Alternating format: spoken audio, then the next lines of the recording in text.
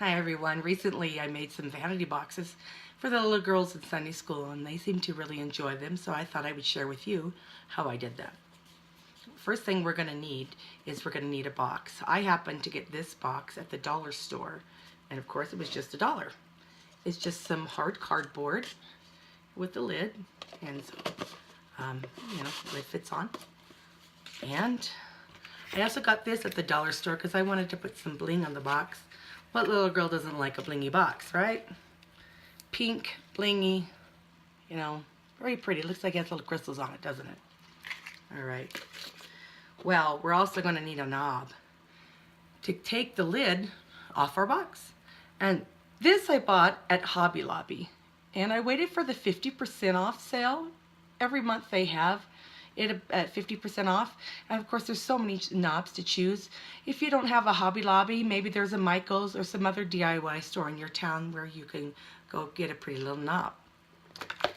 We're also going to need some glue to glue our paper onto our box. Now, that's an important tip. We need paper first, right? I have this paper sitting around the house. It is pink and embossed and shiny, and what little girl wouldn't like that, right? Sitting on her vanity or her dresser or side table. You could also use the box to give as a gift.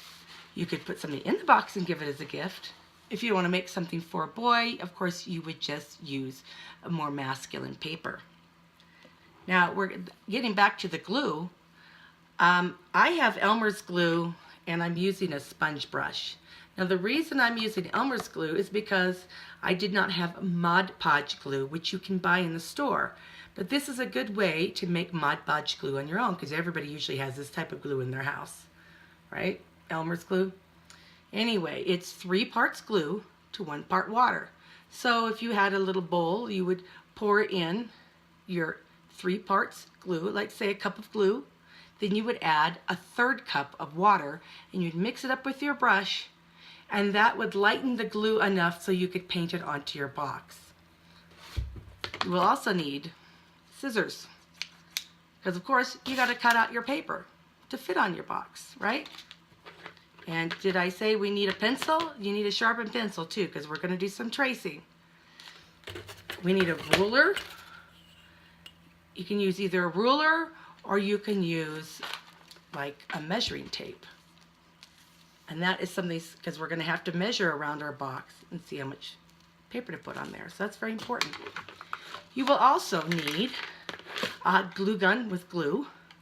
Now this stuff gets very hot, so if you're not old enough to use a glue gun by yourself, you need to have your mom help you, or maybe an older sibling. Tip for anybody who's using a hot glue gun, this tip gets extremely hot. You can get really burned, and the glue gets very hot. Now if you accidentally get some of that glue on you, have a wet, cold rag sitting beside you that you can immediately wipe that off your finger or your hand so it doesn't sit on because it could burn. So be very careful with that. And last but not least, we are going to need a drill and drill bits. All right? You will also need a piece of that paper cut out, the shiny paper, just larger than the size of your box. And what we're going to do is we're going to trace on the inside of that paper the outline of your box. Whoops, I'm going to put it the right way. And we will end up cutting that paper out, so then you will have a circle the size of the circumference of your box. So that's important too. Now that you have all your list together of everything that you need, let's get started on our project. All right, I thought I'd show you from this angle because it's, much easier to see. So what I did is I cut out, well actually first I measured, I put the lid of on my box, and I measured from the bottom of that area right there where the lid fits to the bottom of the box, and it gave me 2 inches. So just trust me, you're going to need a 1/2 inch more in width of what you have measured. So now I know 2 inches plus a 1/2 inch is 2.5 inches of paper. All right, I'll lay that aside. And now I'm going to take my pencil, and while my lid is still on my box, I'm going to gently trace a light line using the bottom of that lid as my template all the way around the box. That will be my guideline. And it's important to have that so you know where to glue the paper. I have found that if you glue the decorative paper all the way to the top and wrap it inside, it makes too much bulk of paper and then you can't get your lid back on. So we're going to glue our paper from the line down. And I'm going to show you how to do that. But so you see the line that I drew all the way. It's just a nice guideline. Nice to have, right? Okay. So for now, put your lid aside because you won't need it. And you can put your pencil aside. And what I did off camera is I cut the paper that I needed. I needed enough length to go all the way around my box with a little bit of overhang. So this is more than what I need, but that's okay. I'm going to trim it. Better to have too much than not enough. So I know it's long enough in length, and I cut it 2.5 inches wide because that's what I'm going to need to fit from here to here. Now the reason I want you to have 1/2 inch more is because we're going to bend the top half under itself by 1/4 inch and leave 1/4 inch of paper to bend under and to glue under the box. So do that now. You'll need your measuring tape. It will help you to, measure the 1/4 inch. See, you would use your measuring ruler rather, or you can use a measuring tape, and you want to measure 1/4 inch all the way down. So you're turning everything down 1/4 inch, the wrong side together. All right, we got 1/4 inch going. In doing so, on the other side of paper, it's going to give us a nice finished edge, isn't it? And it's going to be double strength because we have folded over on itself. You see what the back side looks like? See how it's folded on itself? We're just going to do one edge like that, all the way across. So as we fold that in, just 1/4 inch. I'm eyeballing it right now, but I've done this a couple times, so I'm pretty good at seeing what that 1/4 inch is. You should use a ruler. And when I cut out my paper too, I tried to be very careful in making sure that my pattern was cut evenly. It wasn't all crooked. I didn't have, some crooked pattern like that. That would not look nice once you wrap it around. If your pattern went up wonky like that, you want to keep it nice and straight so that when it goes around your little box, it'll lay nice and straight. It'll be a nice pattern. Okay, I have that folded over. You can maybe take a pencil and just really crimp that edge, really crimp it down. It's very important to get that nice and crimped. Okay. Now, what I'm going to do is I'm going to find some space on my box that I want to be a seam. I see there's already a seam. They already put a seam there, see? Where the two brown papers met. I'm going to use that as my seam.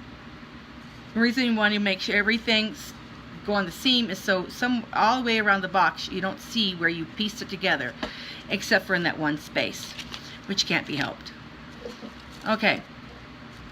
Now here's where you want to take your Mod Podge, whether you made it yourself or bought it, and you just want to paint just a nice thin coating on the box itself under your pencil line. You don't want to put anything above the pencil line because that's the part we want to keep clean. We're going to use that to put our lid on, and if we put glue there, of course that lid would stick, and we don't want it to stick. That would defeat the purpose of, of having a box that we could open. And so try not to get on your fingers. If you do, that's why you have a wet rag handy to wipe your fingers off. And now I'm going to start at that seam right here. I'm going to overlap the paper just a little bit because I want it to be overlapped once I'm done gluing it. So I'm going to start right below that pencil line. If you can see it. There's the pencil line. Right there. And I'm putting my paper just on that pencil line and below, keeping the top part of the box empty. Now I'm going to press my paper around the edge. And remember, you want to use this side, the crimp side at the top. We don't need to crimp the bottom side, and I'll show you why when we get there. Just around the top. See, so we're getting it all the way around. And now I've come to my seam. Remember how I overlapped the seam, their seam, and mine's overlapped. Mine has gone further than that seam. That's okay, so that I can cut this piece of paper in line with their seam once I'm done. And I will have an overlap of this paper. So now I'm just going to trim that off. And see how there's more? There's extra in there. But I want that extra because you want to make a good tight seam. And what I'll do now is use my glue gun. If you're not old enough, once again, your parents need to help you with the glue gun because it is extremely hot. You can get a really bad burn, and we don't want that. So, and I'm just going to glue down that hot edge. You know, I use my pencil too along the edge so I don't get the glue coming out on my fingers, because that would hurt. Once it cools off, it's not so bad. Alright, now I have glued down that seam. And so your box is already covered, isn't it? But now you turn over the bottom, you're like, oh, what's that? That doesn't look nice. Oh my goodness, what am I going to do? Well, that's why you have the extra 1/4 inch. And you're just going to start bending it over with your finger. I don't recommend more than a 1/4 inch because then you got to start snipping the paper to make it fit, and I find doing that, it just doesn't have the same give as, like, say, fabric, and it's not as forgiving. And so when you start cutting little pieces out of it, sometimes it doesn't cover the box properly. So don't be worried if it's all like has this little crimped edge, looks like it's bunching up on itself. That's going to happen. It just is. So once I've done that, I say, oh, well, look, here's my box. It looks good, doesn't it? You know, you can set it down on something and it looks fine, but you turn it over and you're like, really? That's not very professional, is it? So what our next job would be to do is take that extra piece of paper that we cut out and we trimmed. Remember we trimmed a circle in the beginning? Well, we're going to cut just inside that circle, and that circle is going to fit onto the bottom of this box. Oops, sorry. That circle